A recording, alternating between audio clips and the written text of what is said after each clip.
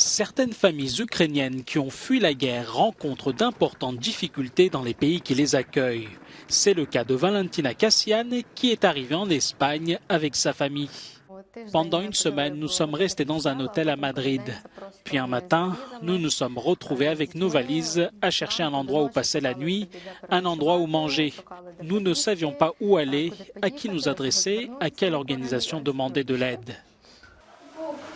Livrée à elle-même, Valentina et ses proches ont dû voyager dans plusieurs villes espagnoles pour trouver refuge. Finalement, une association à Madrid les a aidés à trouver un logement. Honnêtement, en Espagne, on ne se sent pas plus en sécurité qu'en Ukraine. Nous avons même pensé à retourner chez nous. Nous attendions de l'aide, mais au final, nous nous sommes retrouvés dans la rue dans un pays étranger, sans argent, sans nourriture et sans logement. C'est très dangereux. Nous avons 2 enfants avec nous. C'est vraiment très angoissant.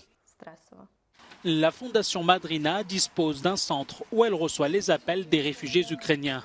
Mais avec l'inflation galopante, la situation se complique. Nous nous occupons de cette famille depuis maintenant 3 mois. Malheureusement, les factures d'électricité et d'eau ont beaucoup augmenté. Nous ne pouvons plus nous occuper de cette famille. Depuis le début de la guerre, quelques 125 000 réfugiés ukrainiens sont arrivés en Espagne. Le gouvernement a annoncé une aide de 400 € à partir de juillet pour ceux qui n'ont pas effectué les démarches administratives et se sont retrouvés en dehors du dispositif d'accueil. Selon la Fondation, l'intégration des réfugiés en Espagne passe forcément par le travail. Il faut favoriser une intégration immédiate de ces personnes dans le marché du travail espagnol avec une reconnaissance de leurs qualifications. Et il faut inciter les entreprises à les embaucher grâce à des déductions fiscales.